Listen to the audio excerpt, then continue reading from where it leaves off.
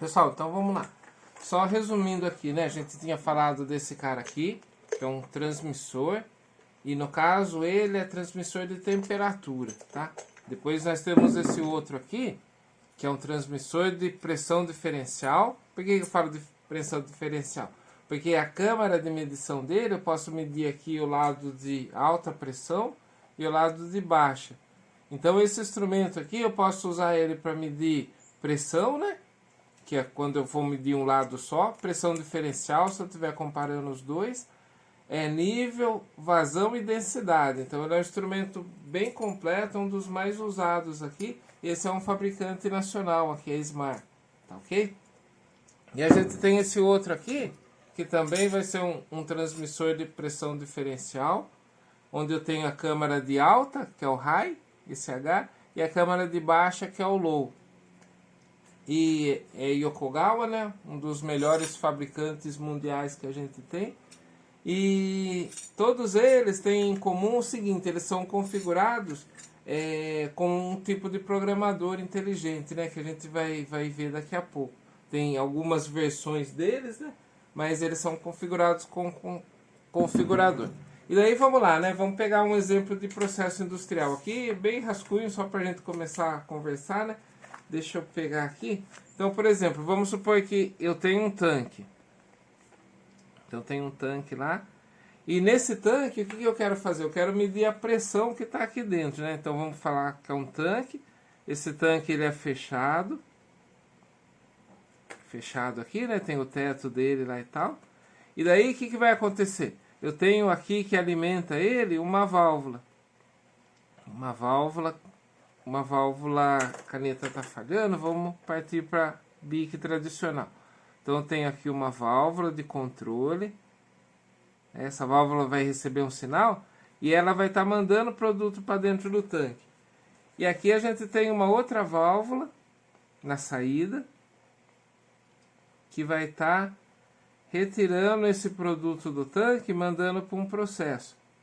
E depois aqui no fundo do tanque, né, a gente vai ter a válvulazinha de outra saída também, dreno, dependendo do processo que está usando. Então vamos supor que são todas válvulas controladas automaticamente, né? Ela vai estar recebendo um sinal lá para fazer o controle. Agora, o que eu preciso ter de cuidado para controlar isso daqui, né? Então, normalmente a gente vai levar sempre em conta, em primeiro lugar, a segurança. Por que segurança, né? Porque imagina só, se por um acaso essa válvula aqui está entrando, essas duas são saídas.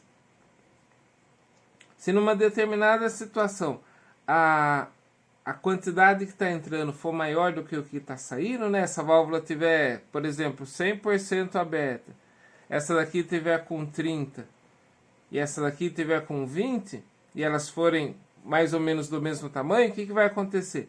Conforme vai passando o tempo, vai aumentando o nível aqui dentro desse produto, desse tanque. E aqui você tem o líquido e tem a parte que fica de gasosa, né? Que seria o vapor do líquido ou o ar, alguma coisa assim. Então vai fazendo o seguinte, vai aumentando a força exercida aqui dentro desse recipiente, né? Isso gera uma pressão. Então eu vou ter uma pressão aqui dentro. E daí o que acontece? Essa estrutura aqui, ela foi feita para resistir uma certa pressão. Se a pressão que está sendo exercida aqui dentro for maior do que a estrutura pode aguentar, esse tanque pode se romper, ou quebrar a tubulação, ou furar, ou explodir, né, estourar. Então o primeiro ponto que a gente faz quando vai montar um sistema de controle é visando a segurança. Eu não posso perder o meu equipamento, nem machucar as pessoas ou o meio ambiente que está aqui ao redor. Então isso seria a segurança. Segundo é o controle operacional. Eu tenho que manter isso daqui sob determinados padrões para que eu consiga realmente fazer o que eu quero. Vamos supor que eu quero separar, fazer uma separação aqui. Então vai entrar o produto, eu vou tirar o fundo aqui, que de repente vamos supor que está entrando água salgada e petróleo.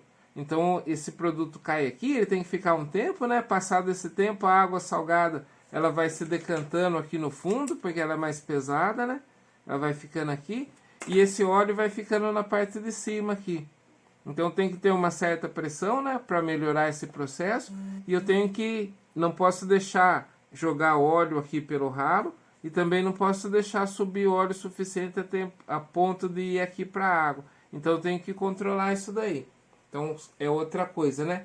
Então basicamente a gente vai trabalhar com segurança, controle operacional e lucratividade.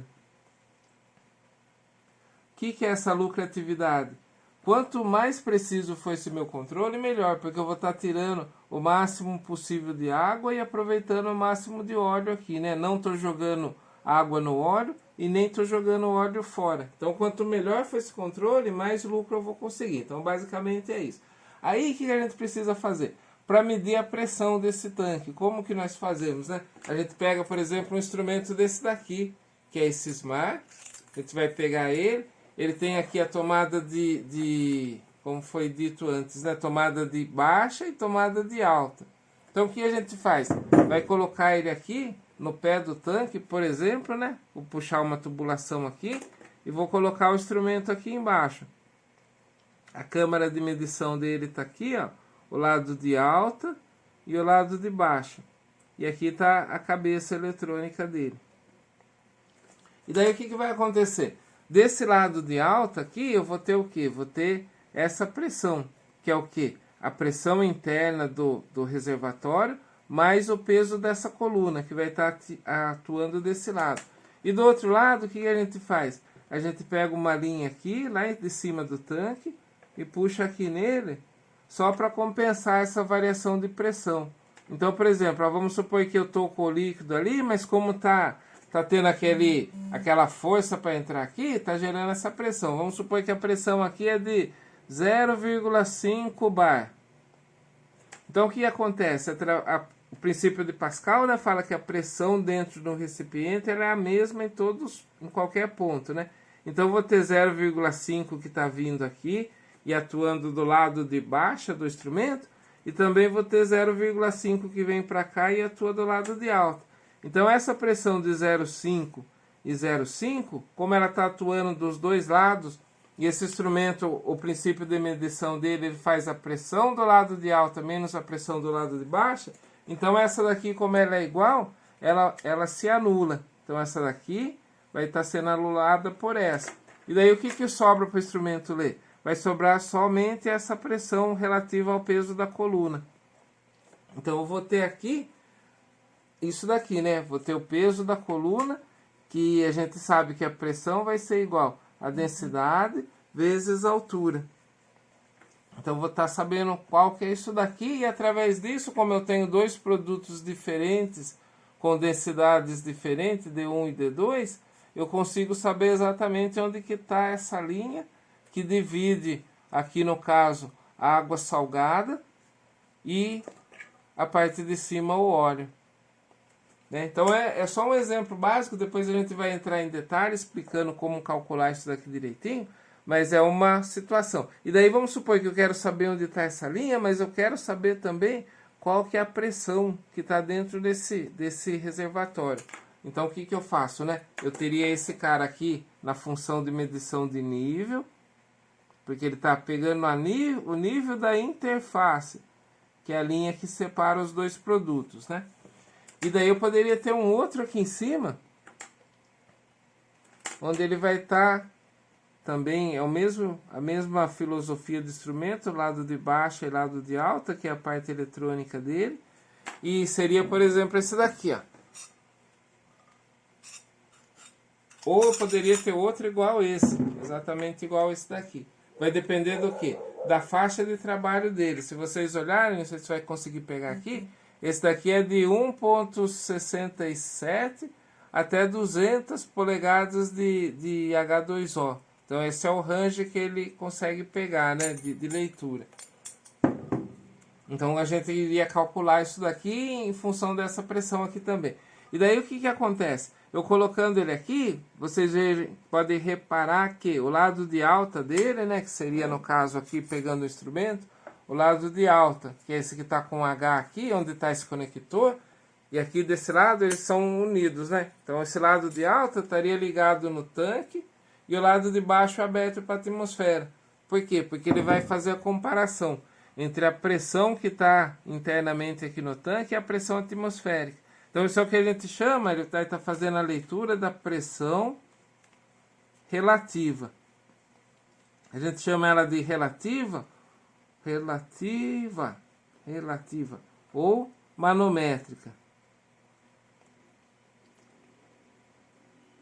Por que se chama relativa ou manométrica? Porque ela está sendo medida em comparação com a pressão que a gente está aqui no ambiente, né? Então, por exemplo, se nós estivermos fazendo isso ao nível do mar, vai ser um valor que ele vai estar dando. Se eu estiver no alto de uma montanha, onde a pressão atmosférica é menor, ele vai dar um pouquinho mais. Se eu estiver no fundo do mar, ou num vale, alguma coisa assim, aí ele já vai dar um pouquinho menos, né? Porque a leitura dele é feita em comparação com a externa, né? Que nem eu falei, esse instrumento, o que ele faz? Ele vai medir o lado de alta menos o lado de baixa.